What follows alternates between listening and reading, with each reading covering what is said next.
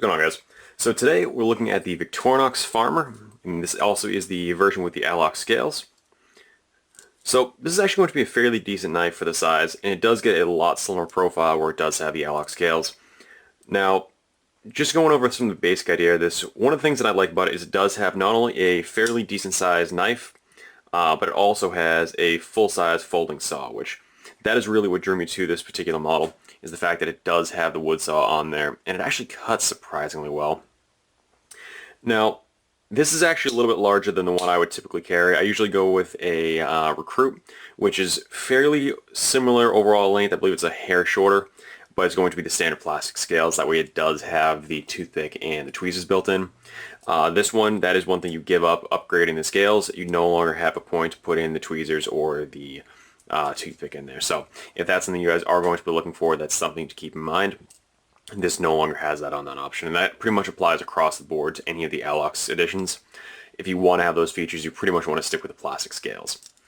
Now, taking a look into this, I already mentioned it does have the full-size blade. It also does have the full-size folding saw.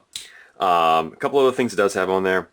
The awl, which is on the side here, this is actually one thing that I never really expected to use, but I ended up finding a much better use for it than I ever expected. It works great for sparking ferro rods, and I say that as it doesn't go through the paint.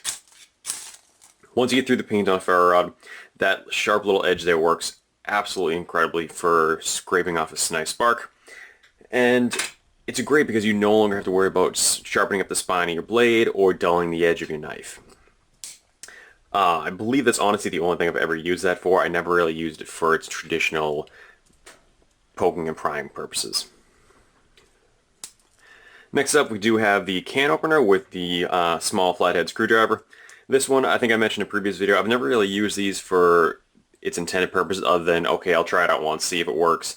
Worked out more than surprisingly well, actually, because it does cut well, it's a nice sharp edge, and it made its way through a can pretty quickly. And then the flathead screwdriver, pretty self-explanatory. It's good. You can't really put a whole lot of torque on it because, let's face it, it's just a brass pin holding this together from the side, so if you really torque on it too hard, you could break the folding knife.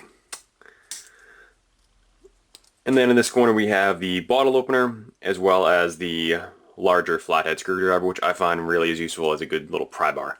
Again, you can't go too crazy on it because, let's face it, it is just a Swiss Army knife. They're not designed to be incredibly hard-use tools.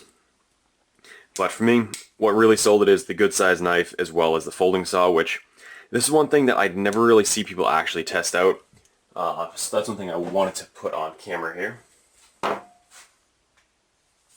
So again, just taking a small piece of scrap wood. This is southern yellow pine, which, although technically a softwood, this particular piece is reasonably hard.